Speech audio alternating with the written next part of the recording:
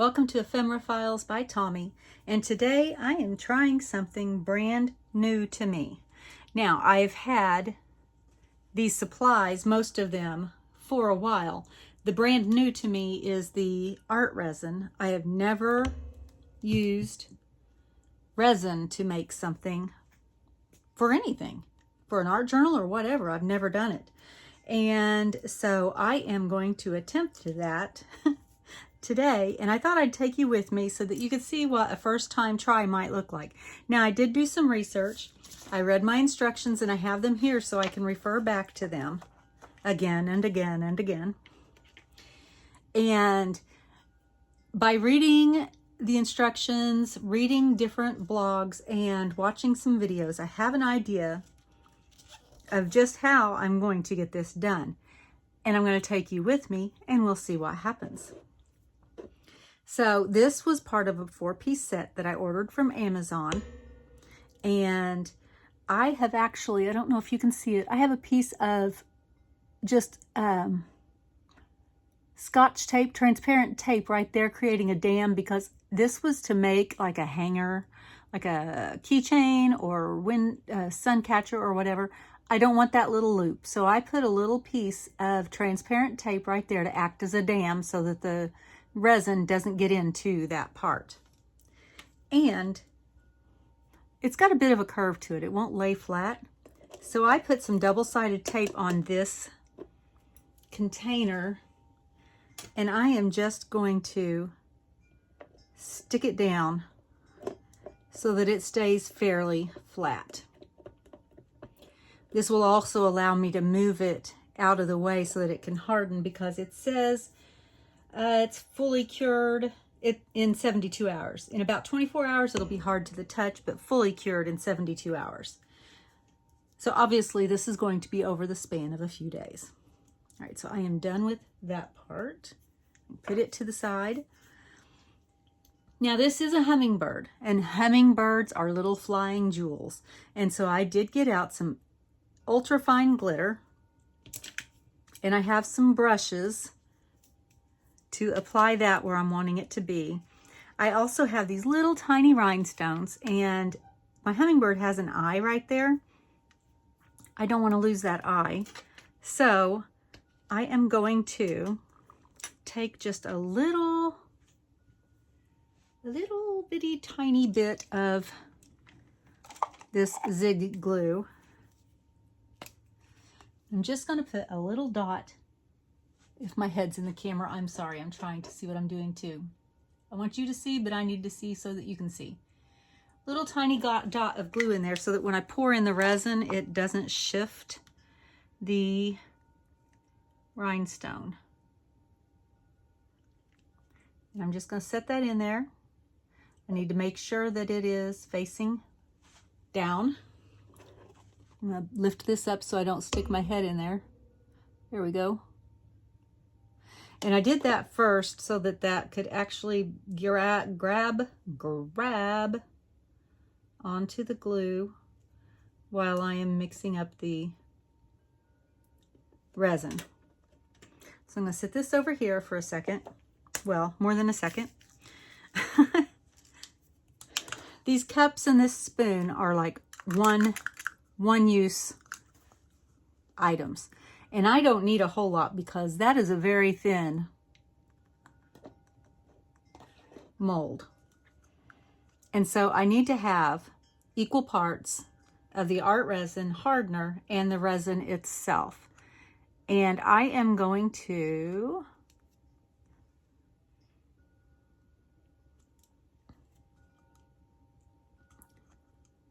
decide how much. I already figured it out. How much did I figure out? Okay, yes. I need to put 1/4 of each into the cup. I don't know. I don't know if that's a 1/4 cup. It's 1/4 of an ounce. That's what it is. So I'm going to pour that in there.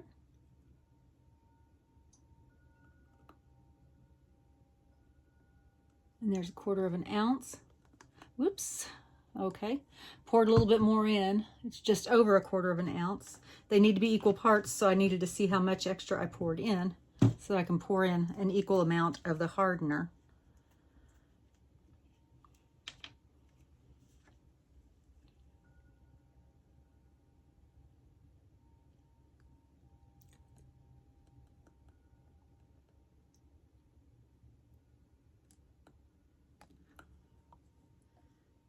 Okay, there we go. And I think that my extra little splash made a little bit more than what I needed. Set those to the side. And then I have to stir this for at least 3 minutes. Hey Google, set a timer for 3 minutes. Okay, 3 minutes of stirring will really work this muscle right here. Set that to the side, and hopefully some of those bubbles that occurred will pop just a little bit. Now I want to add some color.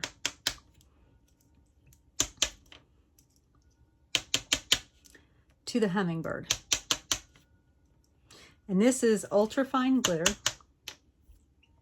And I am going to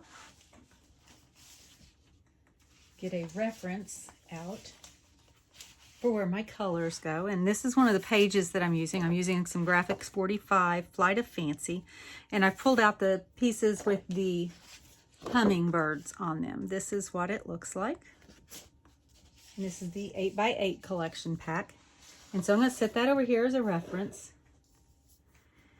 And I am going to use these brushes to just add the glitter in there dry.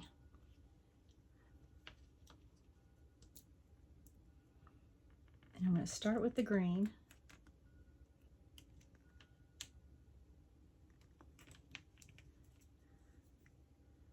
I'm going to pick it up. This is a dry brush. And I need this on top of his head, which is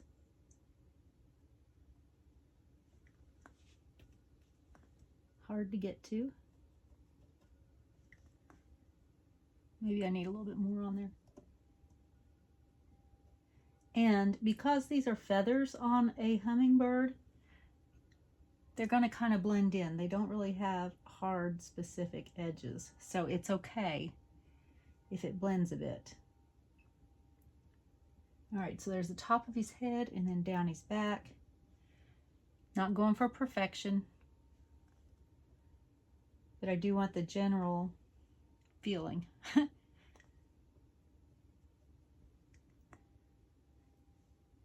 And this is going to be fairly translucent. I mean, I'm just putting some micro fine glitter on here. And then it's going to have clear epoxy over it because I don't have anything to color my epoxy. I just now realized that when I started to do this.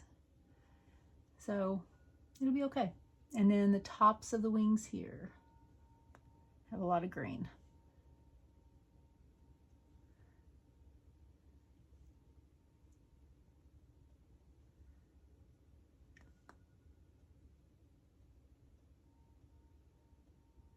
Let's see, is that it? All right. And I'm going to have a lot of glitter on my work mat, and that's okay. All right, the next color I want to do is the red because I want to make sure that I have the chest covered, his throat area.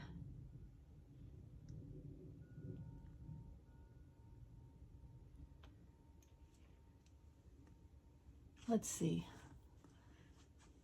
And the lines on here don't exactly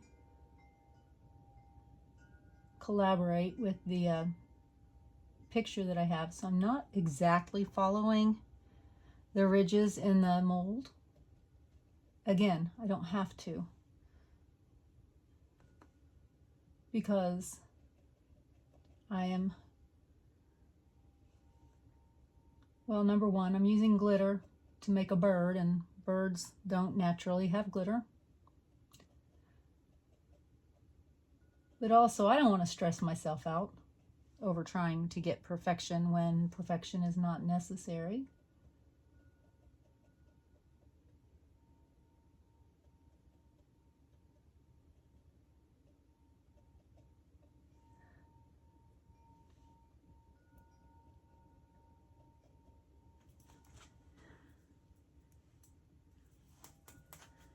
I'm gonna have a glittery floor too because I'm tapping off my brush over to the side. It's okay.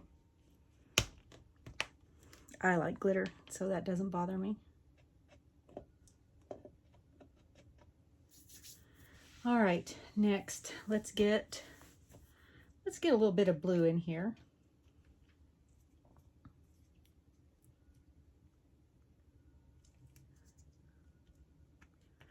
Trying to open it very carefully so I don't just throw the glitter everywhere.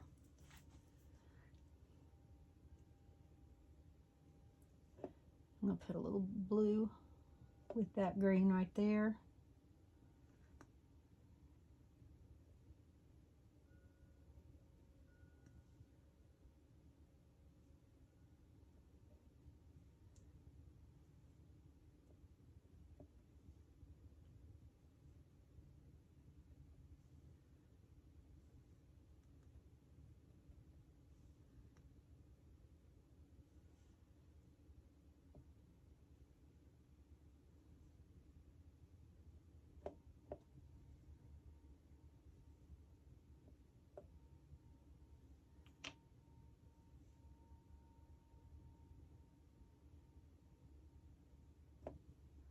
Put a little blue right there to give some definition between the head and the wing.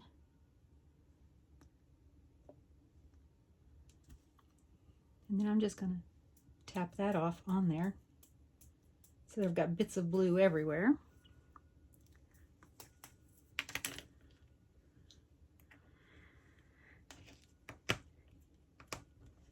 And now I'm down to the 2 shades of purple. And I'm going to put the lighter one on first, and then I'll come back in with the darker one.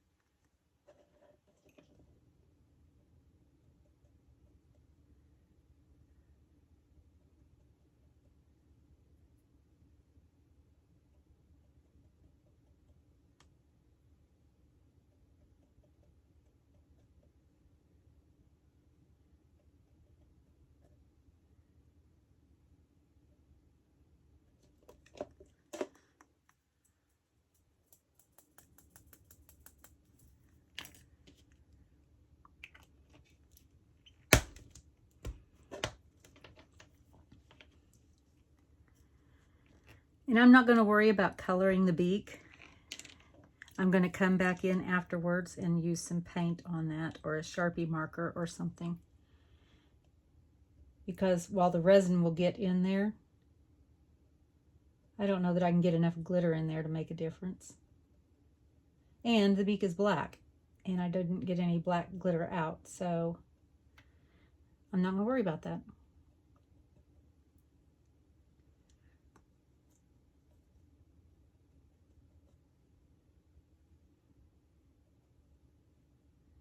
Okay, now I think this is really pretty.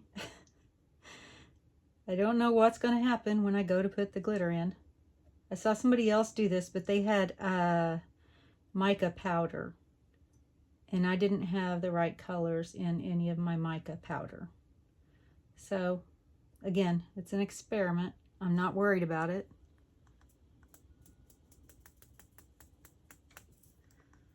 All right, we're all done with the glitter.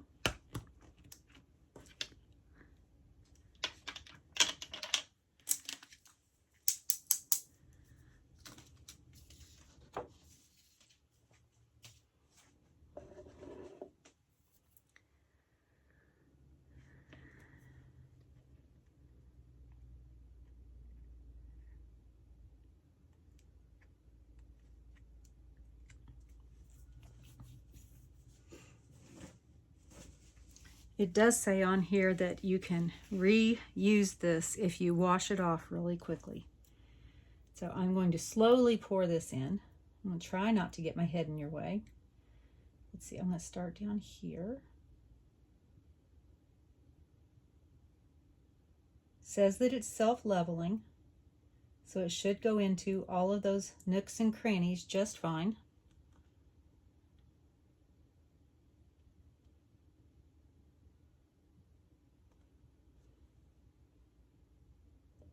I can use this to help spread it though.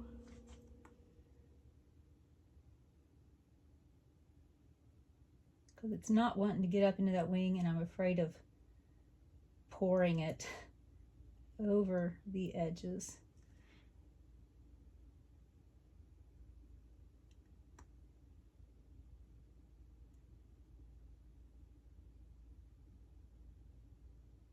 Not so sure how that beak's going to turn out. Okay, I have a whole lot of resin left. I did not accurately measure that. Now it says to use, where'd it go? Bubbles will begin to rise to the surface, and so use the torch.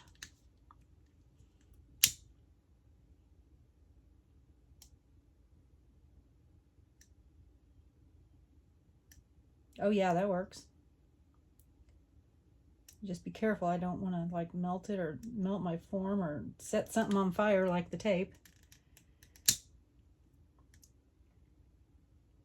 Like I just did. Didn't set it on fire, but I melted it. It's okay. It's meant to be peeled off anyway. This would probably be better if I had like a little torch. I think I have one somewhere. Okay. Well, even just right now, I really like the way that looks. So now I get to set it aside for 72 hours, and that's 3 days. So we'll come back to this in 3 days. So one more thing, I didn't want to waste that extra resin that I had mixed up because of my oops, and then having to equal it out. Actually, I made much more anyway, even without the oops, than I needed. And this is just packaging that had metal pieces in it. And I saved it just for this reason, to use to make something. I don't throw things away. I think maybe I shouldn't have filled this one. I should have put it into this one instead, because I don't think there's enough there to really do anything, but we'll find out. And I don't know what I'm going to do with these. I may do nothing with them. I don't know, but I'll let you know how that turns out as well. So thank you for joining me today on this little adventure. And as always, be kind. Bye.